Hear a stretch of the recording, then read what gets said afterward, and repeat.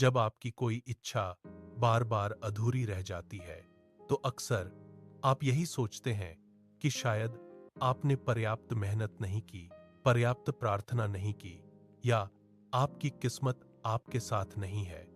लेकिन क्या होगा अगर सच्चाई इससे कहीं अधिक गहरी हो?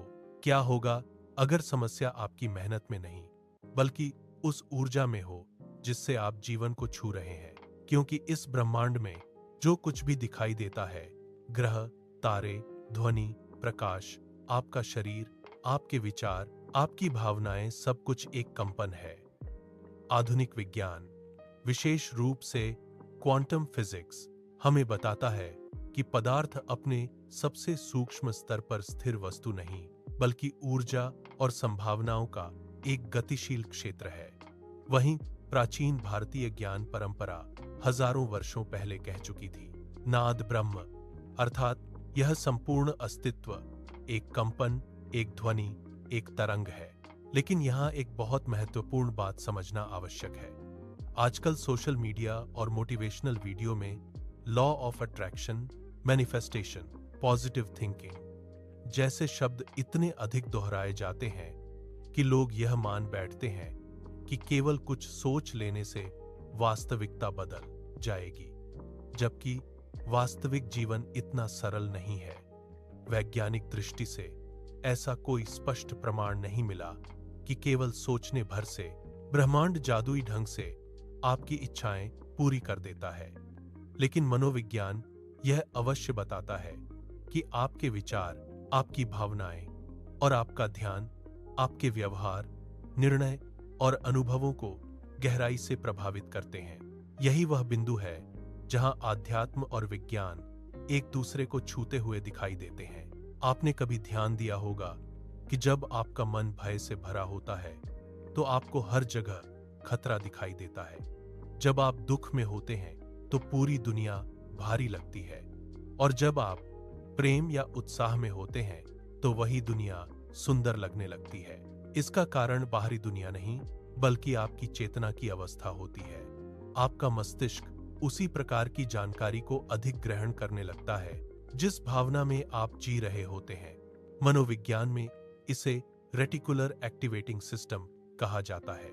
मस्तिष्क का वह भाग जो तय करता है कि आपको किस चीज पर ध्यान देना है। यदि कोई व्यक्ति लगातार यह सोचता है कि मैं असफल हूं, मेरे पास कुछ नहीं है, मेरी किस्मत खराब है, तो उसका मन उसी प्रकार के अनुभवों को पकड़ने लगता है। वह अवसरों को भी समस्या की तरह देखने लगता है। इसके विपरीत, जब कोई व्यक्ति भीतर से विश्वास, स्पष्टता और उद्देश्य की भावना में जीता है, तो उसका व्यवहार बदलता है, उसके निर्णय बदलते हैं, उसका आत्मविश्वास बदलता है, और धीरे धीरे उसका जीवन भी बदलने लगता है। यही कारण है कि केवल शब्दों में इच्छा करना पर्याप्त नहीं होता। ब्रह्मांड आपके शब्दों से कम और आपके होने के भाव से अधिक प्रभावित होता है। मान लीजिए कोई व्यक्ति धन चाहता है।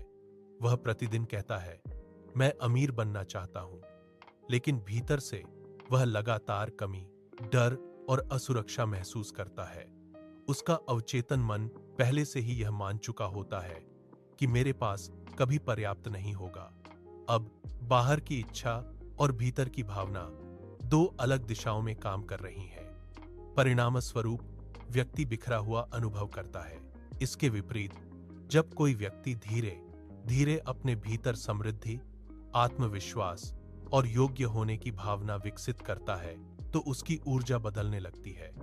वह अलग प्रकार के निर्णय लेने लगता है, वह अवसरों को पहचानता है, वह जोखिम लेने का साहस करता है, और यही परिवर्तन वास्तविकता को प्रभावित करना शुरू करता है। इसी को आध्यात्मिक भाषा में फ्रीक्वेंसी बदलना कहा गया। प्राचीन भारत में जब कोई शिष्य किसी सिद्ध गुरु के पास जाता था, तो गुरु केवल ज्ञान नहीं देते थे, वे पहले शिष्य की चेतना को तैयार करते थे, क्योंकि कुछ सत्य शब्दों से नहीं समझे जा सकते, वे केवल अनुभव किए जा सकते हैं। इसीलिए गुरु पूछते थे, क्या तुम तैयार हो सुनने के लिए वह जो शब्दों से परे है? यह प्रश्न केवल सुनने के बारे में नहीं था, यह भीतर की शांति के बारे में था। क्योंकि जब तक मन भय, लालच, क्रोध और अस्थिरता से भरा रहता है, तब तक व्यक्ति सत्य की सूक्ष्म तरंगों को महसूस नहीं कर सकता। ध्यान, मंत्र, प्राणायाम और जप जैसी साधनाएं केवल धार्मिक क्रियाएं नहीं थीं। उनका उद्देश्य चेतना को एक विशेष अवस्था में लाना था। जब कोई साधक लगातार मंत्र का जप करता था, तो वह केवल शब्द नहीं दोहरा रहा होता था, वह अपने भीतर एक विशेष कंपन उत्पन्न कर रहा होता था। यही कारण है कि वेदों में ध्वनि को अत्यंत पवित्र माना गया। आधुनिक विज्ञान भी यह स्वीकार करता है कि ध्वनि और कंपन पदार्थ को प्रभावित कर सकते हैं। रेजोनेंस का सिद्धांत बताता है कि समान आवृत्तियां एक दूसरे को सक्रिय करती हैं। जब दो वस्तुएं समान फ्रीक्वेंसी पर कंपन करती हैं, तो उनकी ऊर्जा बढ़ जाती है। आध्यात्मिक परंपराओं ने इसी सत्य को चेतना के स्तर पर अनुभव किया, लेकिन यहां सबसे बड़ा भ्रम पैदा होता है। लोग सोचते हैं कि सिर्फ अच्छा सोचो और सब अच्छा हो जाएगा, जबकि वास्तविक परिवर्तन तब होता है जब विचार, भावना और कर्म एक दिशा में बहने लगते हैं। यदि आप सफलता चाहते हैं, तो आपको केवल सफलता की कल्पना नहीं करनी, बल्कि उस व्यक्ति की तरह सोचना, महसूस करना और कार्य करना होगा जो पहले से सफल है। यही कारण है कि आत्मविश्वास केवल एक भावना नहीं, बल्कि एक ऊर्जा बन जाता है। जब कोई व्यक्ति भीतर से स्वयं को योग्य महसूस करता है, तो उसकी आवाज बदल जाती है, उसका शरीर बदल जाता है, उसका निर्णय लेने का तरीका बदल जाता है। लोग भी उसकी ऊर्जा को अलग प्रकार से महसूस करने लगते हैं। इसलिए कहा जाता है कि आपकी भावना ही असली कमांड है। आप दिन भर कुछ भी बोलें, लेकिन यदि भीतर भय चल रहा है, तो वही भय आपकी चेतना की मुख्य तरंग बन जाएगा। और यदि भीतर विश्वास, कृतज्ञता और स्पष्टता है, तो वही आपकी दिशा तय करेगा। यही कारण है कि ध्यान और मौन को इतना महत्व दिया गया, क्योंकि मौन में व्यक्ति पहली बार अपनी वास्तविक तरंगों को सुन पाता है।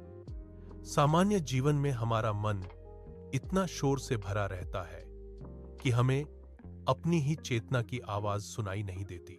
जब आप शांत होकर अपने भीतर उतरते हैं, तब आपको एहसास होता है कि आपकी सबसे बड़ी बाधा बाहरी दुनिया नहीं, बल्कि आपके भीतर की असंगति है। आपका मन कुछ चाहता है, आपकी भावनाएं कुछ और कहती हैं, और आपके कर्म किसी तीसरी दिशा में चलते हैं। यही बिखराव आपकी ऊर्जा को कमजोर कर देता है। सच्ची मैनिफेस्टेशन कोई जादू नहीं है, यह चेतना, भावना और कर्म का संरेखण है। जब आपका मन स्पष्ट होता है, भावना स्थिर होती है और कर्म उसी दिशा में होते हैं, तब जीवन बदलना शुरू होता है। कभी धीरे धीरे, कभी अचानक। इसका अर्थ यह नहीं कि हर इच्छा तुरंत पूरी हो जाएगी। जीवन में परिस्थितियां, समय, प्रयास और वास्तविक सीमाएं भी भूमिका निभाती हैं।